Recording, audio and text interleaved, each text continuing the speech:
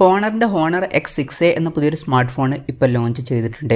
ഈ ഒരു വീഡിയോയിൽ നമ്മൾ നോക്കാൻ പോകുന്നത് ഹോണർ X6a എന്നുള്ള സ്മാർട്ട് ഫോണിനെ പറ്റിയിട്ടാണ്. ആദ്യം നമ്മൾ ഫീച്ചേഴ്സും കാര്യങ്ങളൊക്കെ നോക്കുകയാണെന്നുണ്ടെങ്കിൽ ഹോണർ 6aയിൽ 6.56 ഇഞ്ചിൻ്റെ HD+ ഡിസ്പ്ലേ കൊടുത്തിട്ടുണ്ട്. HD റെസൊല്യൂഷന് ഇതിൽ കൊടുത്തിട്ടുള്ളൂ. ഈ ഒരു ഫോൺ 13,700 രൂപ പ്രൈസ് റേഞ്ചിലാണ് വരുന്നത്. ആ ഒരു പ്രൈസ് റേഞ്ചിലൊക്കെ നമ്മൾ ഫുൾ HD റെസൊല്യൂഷൻ എക്സ്പെക്ട് ചെയ്യുന്നുണ്ട്. പക്ഷേ ഈ ഫോണിൽ HD റെസൊല്യൂഷനേ വരുന്നുള്ളൂ. TFT LCD പാനലാണ് ഇതിൽ ഉപയോഗിച്ചിരിക്കുന്നത്. ഫോണിൻ്റെ ഫ്രണ്ടിൽ വാട്ടർ ഡ്രോപ്പ് നോച്ച് ഡിസൈനിലെ നോച്ച് കൊടുത്തിട്ടുണ്ട്. ഈ ഒരു പ്രൈസ് റേഞ്ചിൽ നമ്മൾ പഞ്ചോൾ ഡിസൈനും എക്സ്പെക്ട് ചെയ്യുന്നുണ്ട്. പക്ഷേ ഈ ഫോണിൽ വാട്ടർ ഡ്രോപ്പ് നോച്ച് ഡിസൈനേ കൊടുത്തിട്ടുള്ളൂ. അതും കുറച്ച് നിരാശപ്പെടുത്തി എന്ന് പറയേണ്ടി വരും. പിന്നെ 90 ഹെർട്സിൻ്റെ റിഫ്രഷ് റേറ്റൊക്കെ ഇതിൽ സപ്പോർട്ട് ചെയ്യുന്നുണ്ട്. 20.15:9 എന്നുള്ള ആസ്പെക്ട് റേഷ്യോയിലാണ് ഈ ഒരു ഡിസ്പ്ലേ വരുന്നത്. അപ്പോൾ ഡിസ്പ്ലേ ഫീച്ചേഴ്സ് മൊത്തത്തിൽ നോക്കുകയാണെന്നുണ്ടെങ്കിൽ ഈ ഒരു ഫോണിൽ ഈ ഒരു പ്രൈസ് റേഞ്ചിനനുസരിച്ചിട്ട് അത്ര മികച്ച ഡിസ്പ്ലേ ഫീച്ചേഴ്സ് വരുന്നുണ്ട് എന്നൊന്നും പറയാൻ പറ്റില്ല. അറ്റ്ലീസ്റ്റ് ഫുൾ HD റെസൊല്യൂഷനും അതുപോലെ തന്നെ പഞ്ചോൾ ഡിസൈനൊക്കെ കൊടുക്കായിരുന്നു എന്നാണ് എനിക്ക് തോന്നിയിട്ടുള്ളത്. പിന്നെ side mounted finger print sensor ഈ ഫോണിൽ കൊടുത്തിട്ടുണ്ട്.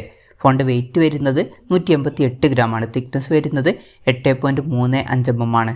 പിന്നെ ഈ ഫോൺ സിയാൻ ലൈക്ക്, മിഡ് നൈറ്റ് ബ്ലാക്ക്, അതുപോലെ തന്നെ സ്കൈ സിൽവർ എന്നീ കളർ വേരിയൻസ് ആണ് ഇപ്പോൾ ലോഞ്ച് ചെയ്തിരിക്കുന്നത്. പ്രോസസ്സറിൻ്റെ കാര്യത്തിലോട്ട് വരികയാണെന്നുണ്ടെങ്കിൽ മീഡിയാടെക്കിൻ്റെ ഹീലിയോ G36 എന്നുള്ള പ്രോസസ്സർ ഈ ഫോണിൽ കൊടുത്തിട്ടുണ്ട്.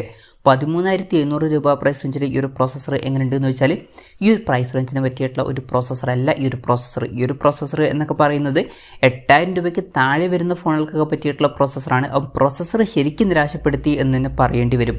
5G സപ്പോർട്ടൊന്നും വരുന്നില്ല. മാക്സിമം 4G സപ്പോർട്ടാണ് ഇതിൽ വരുന്നത്. ഈ ഫോണിൻ്റെ ബേസ് വേരിയൻറ്റിൽ 4GB റാമും 128GB ഇൻറ്റേർണലും വരുന്നുണ്ട്. 6GB റാമും 128GB ഇൻറ്റേർണലുമായിട്ട് വരുന്ന ഒരു വെർഷനും വരുന്നുണ്ട്. പിന്നെ മെമ്മറി എക്സ്പാൻഡ് ചെയ്യണമെന്നുണ്ടെങ്കിൽ മെമ്മറി കാർഡ് സ്ലോട്ട് കൊടുത്തിട്ടുണ്ട്. NFC എന്നുള്ള ഫീച്ചർ സപ്പോർട്ട് ചെയ്യുന്നുണ്ട്. അത് നല്ലൊരു കാര്യം തന്നെയാണ്. 3.5 mm ഓഡിയോ ജാക്ക് ഈ ഫോണിൽ കൊടുത്തിട്ടുണ്ട്. ആൻഡ്രോയിഡ് 13 ബേസ് ആയിട്ടുള്ള മാജിക് UI സോഫ്റ്റ്വെയർ ആണ് ഈ ഫോണിൽ വരുന്നത്.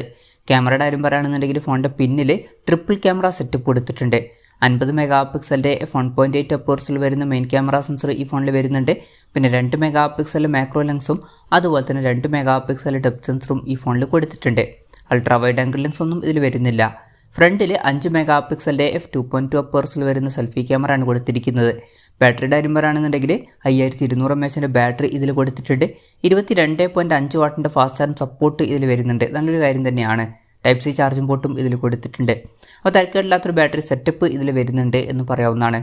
അപ്പം ഇതൊക്കെയാണ് ഫീച്ചേഴ്സിനെ പറ്റി പറയാനുള്ള കാര്യങ്ങൾ. പിന്നെ ഈ ഒരു സ്മാർട്ട് ഫോൺ ഇപ്പം ഇന്ത്യൻ മാർക്കറ്റിൽ ലോഞ്ച് ചെയ്തിട്ടില്ല. ഇപ്പോൾ ഗ്ലോബൽ മാർക്കറ്റിലാണ് ഈ ഫോൺ ലോഞ്ച് ചെയ്തിരിക്കുന്നത്. ഈ ഫോൺ ലോഞ്ച് ചെയ്തിരിക്കുന്നത് 130 പൗണ്ട് എന്ന പ്രൈസിങ്ങിലാണ്. അതായത് 13,700 രൂപ പ്രൈസ് റേഞ്ചിൽ. ആ ഒരു പ്രൈസ് റേഞ്ചിൽ ഈ പറഞ്ഞിട്ടുള്ള ഫീച്ചേഴ്സ് എങ്ങനെയുണ്ടെന്ന് വെച്ചാൽ അത്ര മികച്ച ഫീച്ചേഴ്സ് ആണ് എന്ന് പറയാൻ പറ്റില്ല. ഇപ്പോൾ ഡിസ്പ്ലേയുടെ കാര്യം നോക്കുകയാണെന്നുണ്ടെങ്കിൽ ഫുൾ HD റെസൊല്യൂഷനോ അല്ലെങ്കിൽ പഞ്ചോൾ ഡിസൈനോ ഒന്നും തന്നെ ഇതിൽ കൊടുത്തിട്ടില്ല.